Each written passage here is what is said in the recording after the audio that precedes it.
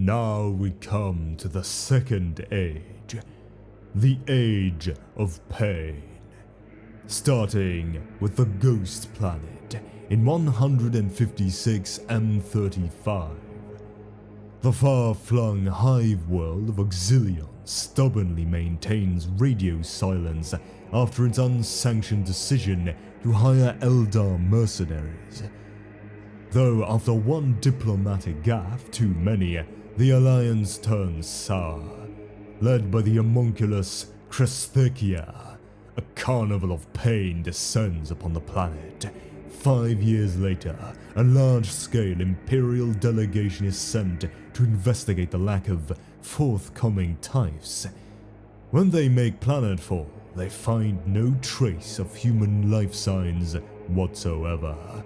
The entire planet, every hive, haplock, and spire is completely deserted.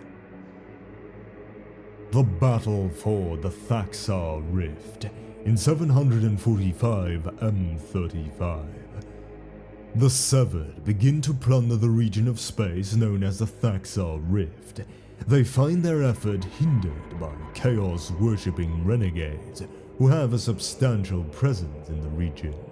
Rather than face the renegades directly, Arconariensis ensures that his foes come to the attention of the Imperial Navy and Adeptus Astartes, and a grinding war ensues. The Severed haunt the edges of this conflict, tales of murderous ghosts and xenos pirates spreading like wildfire in their wake, while they test and study the Imperium's way of war. Eventually, the Imperium's forces are reduced to a shadow of their former might. They are forced to resort to selective exterminatus to annihilate what remains of their traitor foes. While the doomed worlds still smolder, the Severed descend in full force. They annihilate the surviving Imperial Navy warships left behind to watch over Thaxari space before proceeding to plunder and pillage at will. Vekt's Gift in 677 M36. Asdrubal Vekt tricks his would-be rival Archon Kellythresh into opening a casket that has ostensibly been presented as a tithe. Held precariously in the collapsing field of the casket is the unstable essence of a black hole. Kellythresh's entire realm is plunged into a howling, yawning vortex.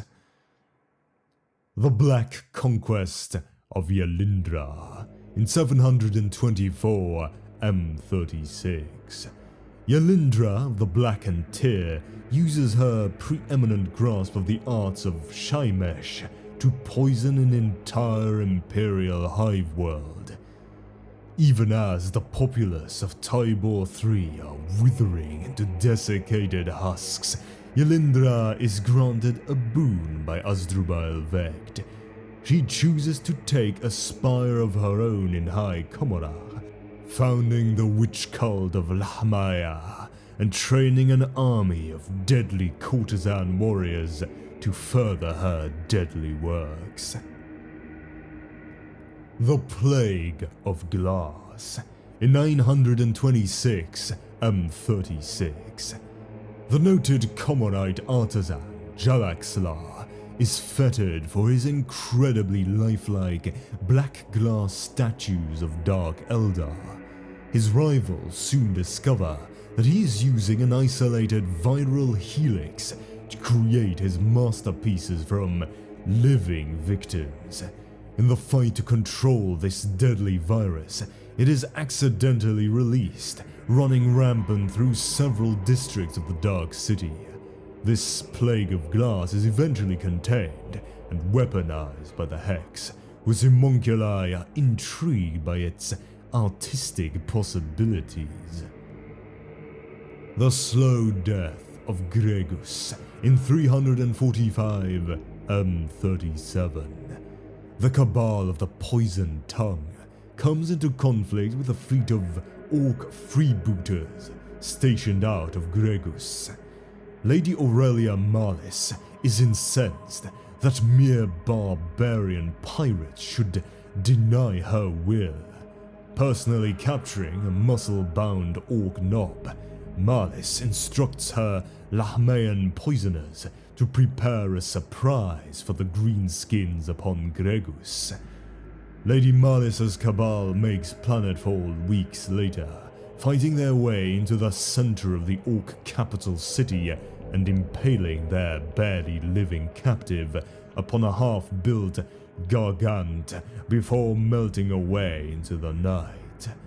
The corpse begins to shed millions of spores into the air, each of which bears a cargo of terrible wasting toxins. As the infected spores corrupt the orcoid reproduction cycle, the population of Gregus grows weaker and weaker. When Marlis returns, it is a simple matter to slaughter the survivors. The First War in the Webway in 579 M37. A coven of 1,000 sun sorcerers from the kindled Spirits Thrall Band conducts a great ritual in the Webway, hoping to gain access to the scream-filled city of Komorrah, the home of the Drukhari. Before their ritual is complete, hundreds of Drukhari led by troops of Harlequins pour from an invisible portal and launch themselves at the Rubricae, defending the coven. With their spells sundered, the kindled spirits counterattack, their blasts of warp flame eventually breaching the fabric of the webway itself. As the arterial walls of the webway buckle and collapse outwards, the backlash strands the combatants in a shattered pocket reality with no way out. There are whispers that the fighting has continued ever since, and that each warrior is fated to die and be reborn in an endless cycle for the rest of time. The Tower of Flesh in 796 M37. The homunculi stronghold known as the Tower of Flesh is created, a living, breathing fortress made of the bodies of those who defy the homunculi coven of the 13 Scars. The renegade space marine Fabius Bile is tutored in the dark arts within its blood-slicked halls. Bile is accompanied to the Dark City by Lucius the Eternal, who is declared by his hosts, the witch cult of the Wrath Unbound, to be endlessly entertaining, both on and off the arena floor. The Blade of Vect in 984 M37. The subrealm of Shah Dom grows steadily in influence and power until Archon Eluriak, the self-proclaimed Emperor of Shah Dom, declares himself more worthy of rule than Asdrubal Vect. Vect publicly vows that all of Shah Dom will feel the edge of his blade, much to the amusement of Eluriak's famously well-funded and elite forces. 3 solar days later, a warp rift opens suddenly above the satellite realms, and a burning Imperial Navy battleship thunders downward, plunging deep into the hidden city's heart before its warp drive detonates. The palace fortress of Eluriak is torn apart. The warp rift allows demons to invade the city, and in a matter of a single solar week, the devil-haunted realm of Shah Dom is reduced to cinders.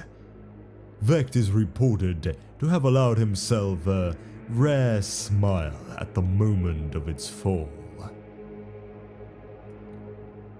The last act of Lord Korsht in 182 M38.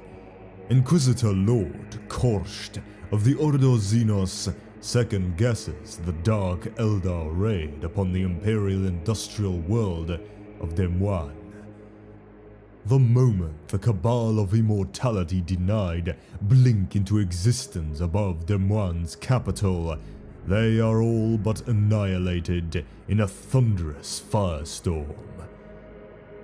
Korst's absence is keenly felt at the post-action debrief, however, and the Inquisitor Lord's underground fortress complex is investigated. His remains are found, spread thinly upon every page of every occult tome in his library.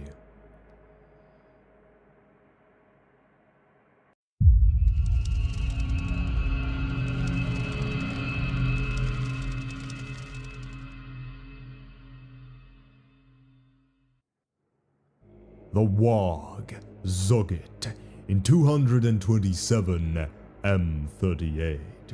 The Orc warlord Zoggit, famous for killing anyone foolish enough to imply he might be a bit of a weird boy, declares a warg straight into the Vermilion space rift encroaching upon the world of Zogdis.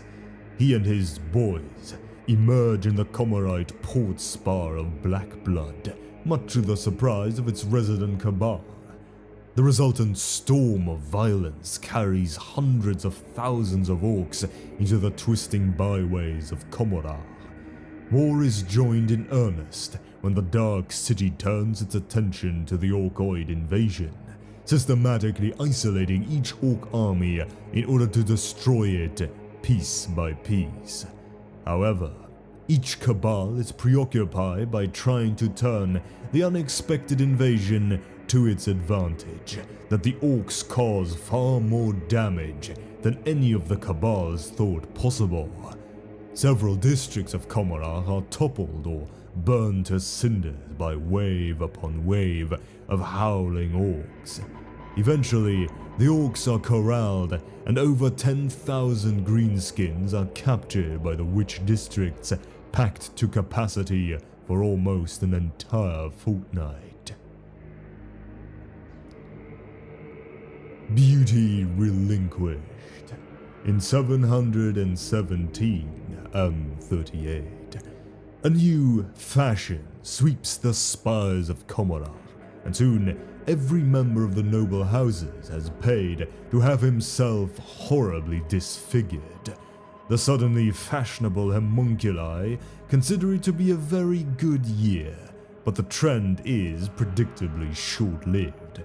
The time of reparations proves even better for business, and suspicions abound. Pandemon betrayed. In 799 M38, the transdimensional satellite realm of Pandemon declares independence from Comorar, instantly triggering a great war between Archon Q, Lord of the Iron Thorns, and the Cabal of the Black Heart. Q is ready for Vect's attack, but not for the treason of his own daughter, who reveals herself as one of Vect's many courtesans. Civil war rages for solar weeks, but ultimately the realm of Pandemon is delivered into Vect's hands. A gruesome lesson in 933 M38. During the prolonged campaign for Massgrave, the 121st Cadian elite, famed across the Ultima Segmentum as the Eldar Killers, disappear completely without so much as a comm signal. Weeks later, thousands of headless and armless human bodies with Imperial Eagle tattoos are found roaming aimlessly along the arched streets of Comorar's Vault District, moaning, staggering, and bumping into each other before being put out of their misery by Hellion hunter gangs. Desperation's End. In 272 M39, the Imperial frontier planet of Desperation unwittingly sows the seeds of its own demise when it sends an astropathic message detailing an invasion of Hellspawn. In fact, Desperation has been chosen as the theater for the latest unveilings of the Children of Bone, a clique of homunculi who specialize in unusually large grotesques. After the desolation of the planet's cities, the homunculi disappear with holo captures of their vile creations at work. Years later, the rescue void ships that enter Desperation's orbit determine the natives of the planet to be heretical beyond recovery, for they now worship the Children of Bone instead of the Emperor. The natives fight with frenzied tenacity, for they fear the homunculi far more than the Imperium's troops, but nonetheless the world is completely purged within the space of a solar week. The Thieves of the Ice Mists in 616 M39. Upon the ice-locked planet of Fenris, aspiring space wolves recruits begin to disappear during their trial of Morkai. Each aspirant has been implanted with the gene seed of Lehman Russ, and only the strongest have iron will enough to prevent it from ravaging their bodies and affect permanent development into beasthood. The wolf priests notice that an unprecedented number of these aspirants are going missing, and after fruitlessly patrolling the wilderness of Asaheim, focus their scrutiny on near space. Sure enough, a Dark Eldar fleet is stationed above the ice caps of the neighboring planet of Midgarden. The Space Wolves mount a lightning invasion upon the Midgarden ice caps, their thunderhawks descending on tongues of flame to bring the last remaining xenos there to battle. They fight with the fury of the storm, but soon enough, the homunculi Coven's garrison there fade away into the mists, their mocking and distant laughter receding into nothing. The Space Wolves find a series of white-capped chambers leading deep down into the planet's crust. Each is empty of life. Empty, that is, save for witless brutes of bulging muscle and fur incarcerated in tubular pods, some of whom resemble the Primarch Russ himself. The Space Wolves do not speak of this day. The Dark Within the Light in 117 M40. The veiled crypto-scientist Vorsh perfects a technique he calls photonic transubstantiation, transforming himself into a living beam of light and traveling distances purely in order to proclaim his genius. He is eventually captured in a prism trap by the Cabal of the Black Sun, who use his technologies to stage large-scale terror attacks upon the peace-loving Naiad Republic. The Hunters Hunted in 835 M40. Duke Sliskus is hunted by the Grovian Fiends, an elite reptilian bounty hunter cadre who have a reputation of completely annihilating their targets. Sliskus instructs his agents upon the Grovian flagship Last Chance to place a device of the Duke's own invention into the metal belly of the craft. Just as Sliskus is about to pass through an ancient webway portal, it seems that the game is up. The Last Chance emerges from a gas cloud in hot pursuit, guns blazing, and follows it into the webway. The Duke's ship emerges above the home world of the Grovians, primes and ready for planetfall. The flagship Last Chance, its navigational coordinates corrupted by the device placed amidship, emerges into the blazing heart of Grovia's sun. A Gauntlet Throne in 226 M41. Lilith Hesperax issues a challenge to the Dark City. Should anyone produce an inhabitant of real space that can pose her a genuine challenge in the arena, that individual will be honored beyond their wildest dreams by Hesperax herself. The competition sparked by this challenge is immediate, violent, and widespread.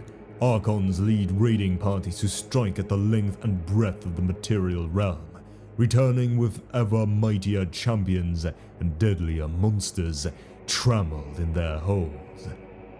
Yet Hesperax defeats every victim brought before her, carving down hissing Tyranid hive tyrants, chopper-wielding orc war bosses, and righteously indignant space marine heroes with equal ease. Archon Cargiel, the Bleak Soul Brethren, finally presents Hesperax with a foe that can answer her challenge. In an especially daring and costly raid, he has kidnapped Brother Captain Cadulon of the Iron Knight Space Marine chapter. Known as the Saint of Blades, Cadulon is an exceptionally talented swordsman who has twice been declared victor at the ritual Feast of Blades. As Hesperax meets his eye across the arena floor, she knows she faces a worthy foe. With a predatory grin, the belladonna of the Dark City goes to work, her blades ringing against Cadulon's sword in a blizzard of sparks to the maddened roar of the crowd. The duel lasts for over 6 solar hours before Cadulon finally falls, leaving Hesperax victorious with but a single bloody cut across her midriff. Amid the sudden hush, Archon Cargiel descends to the arena floor to accept his reward. Yet his look of triumph curdles as Lilith kicks the fallen Space Marine's blade across the floor to land at the Archon's feet, explaining that the greatest honor she can bestow is the deadly kiss of her knives. To the amusement of the crowd, Cargiel is lucky to last 6 solar minutes.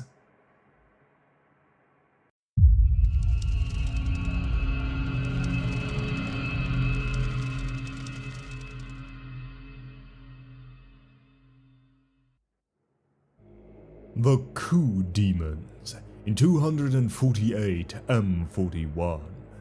The vainglorious Archon Isclith of the Cabal of the Talon Cyrix, the last descendant of a pure-blooded lineage that had lasted for thousands of standard years, briddles against the tyrannical dictates of Asdrubal Vect and his forbiddens of old empire knowledge. Deciphering the archaic rites inscribed upon the crypts below his palace, he learns how to contact demons of the warp and bind them to his will. Though his plan takes almost a century to come to fruition, Yscliffe stages his coup against Vect with shocking and unstoppable force. Under the soaring skycrowd of his cabal comes a ravening demonic host that drives all life before it. Before the horde can wreak too much damage, Vect activates an ancient failsafe and completely seals off the spur of Talon Cyrix from the rest of Komorach. It is not long before Archon Yscliffe finds out that his control over his demonic allies is not as complete as he imagines. Trapped with only the demon legions for company, Yscliffe and his cabal are slowly torn apart. The Reveling of Garmos in 312 M41. The Garmos systems plunge into a war between the Imperium and the Orcs of Warg, Death Smasher. Throughout the conflict, the Coven of the Dark Creed and the Cabal of the Bladed Lotus lead raiding parties to prey on both sides. They subtly tip the balance of power back and forth, extending the war far past its natural duration, and reaping the harvest of fear and misery that results. The Dancing Dead in 327 M41. The insane Archon Thindrak of the Last Hatred launches a raid on the Imperial hive world of Tamantra's Folly. During fierce fighting between her Kabbalite forces and the Talan 8th Infantry, Archon Thindrak abducts the planet's tyrannical governor and his entire sadistic household. Within the cycle, the luckless abductees have been fitted with neural restraints, dressed in improbable and torturous finery, and installed in life support tubes built into the ceiling of Archon Thindrak's grand ballroom. Trapped in an agonizing half-life, the Imperial nobles can be lowered down to the Archon's dance floor at will on wheezing brass armatures, their mere presence leaving the hall awash with an aura of pain and misery that the Comorites find most refreshing. Needless to say, Thindrak's new toys are something of a coup, her guests delighting and dancing and frolicking with the whimpering humans amid the mocking laughter of their peers. The Raven's Prey in 394 M41. The Cabal of the Obsidian Rose suffer an unacceptable defeat when they are overwhelmed by the armored might of the Cadian 346th Regiment, the Ironheads, on the mining planet of Greystar. Determined to save face, Archon Chromis orders divisionary tactics against key points all across the planet.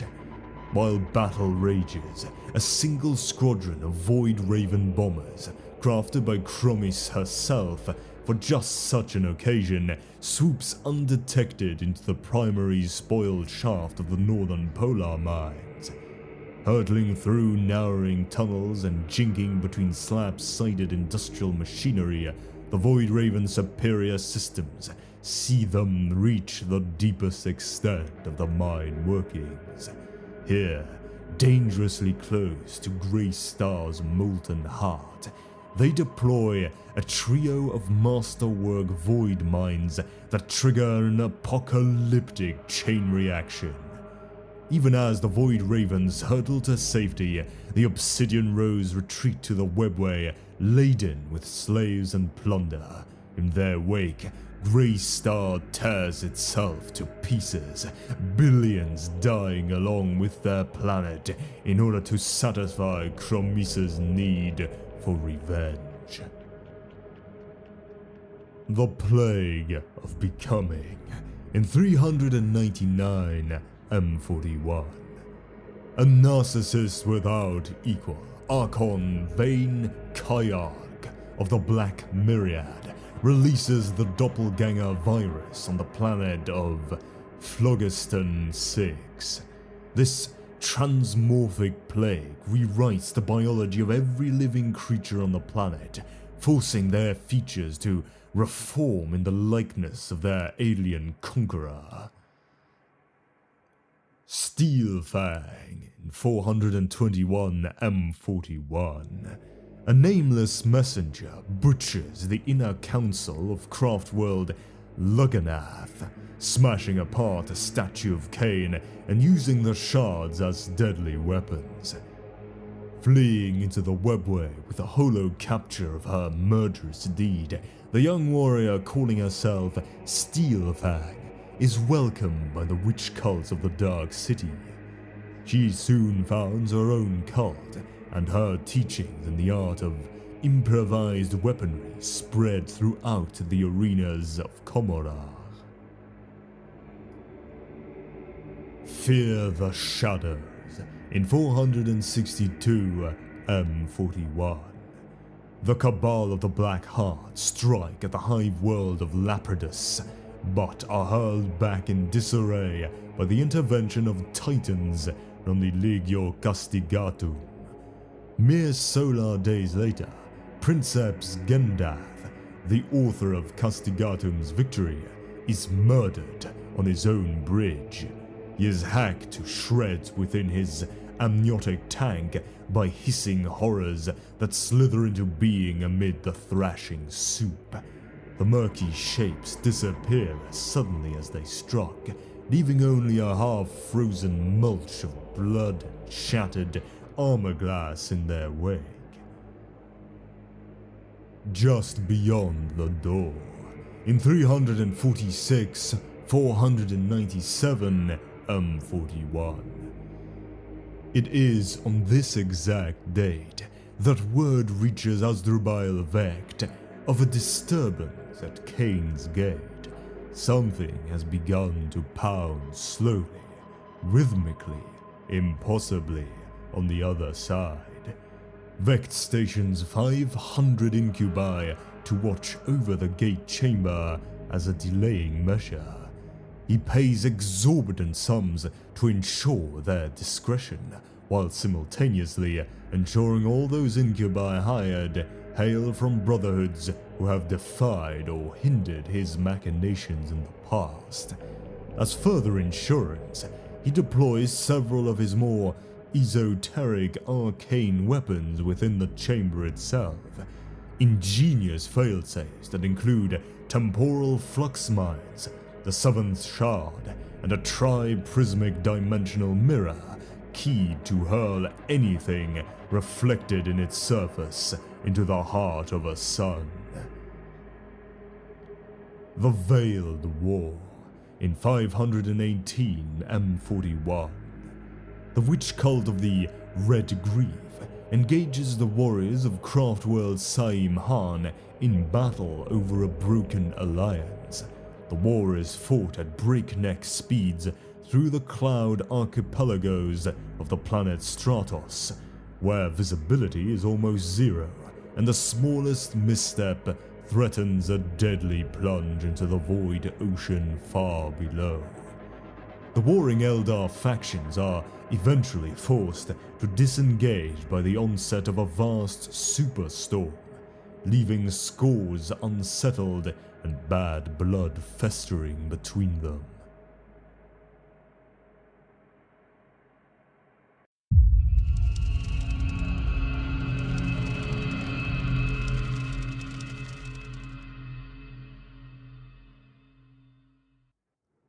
The Harvest of Chogros in 543 M41. The Cabal of the Broken Sigil begins a series of raids on the planet Chogros, capturing the Ogrin natives for the arenas.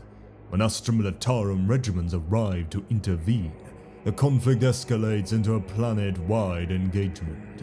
Though they fight hard, the men of the Imperium are eventually defeated.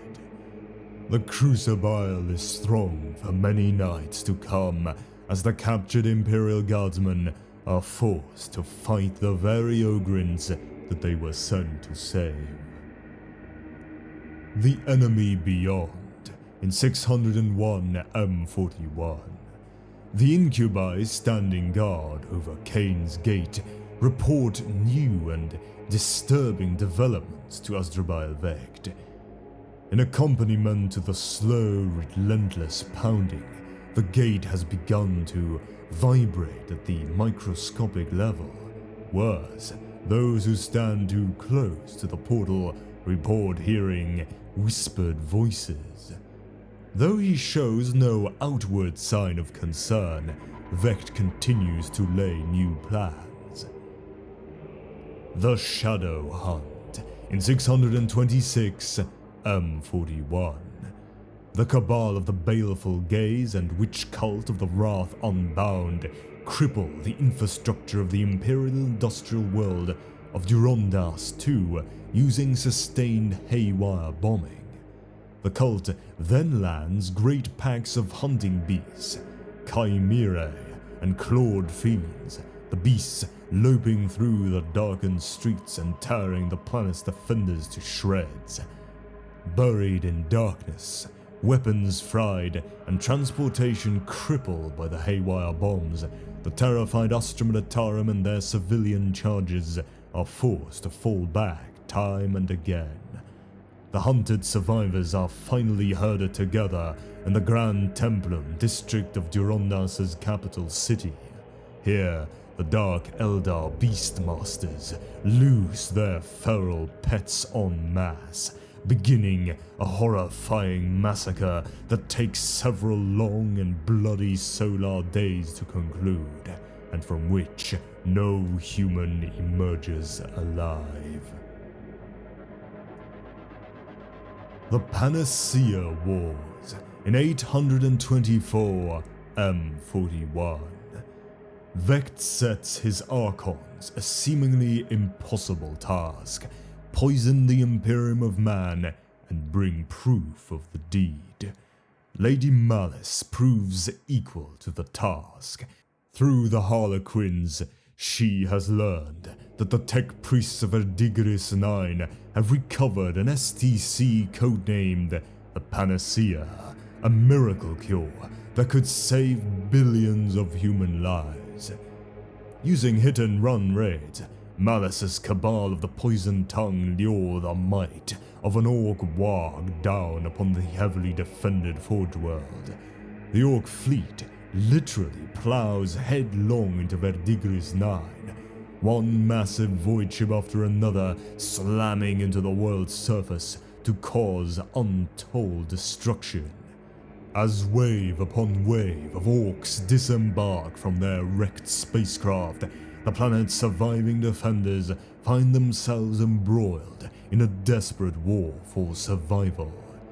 Malice and her cabal swoop into the midst of the resultant havoc, cutting down anyone who stands between them and their prize.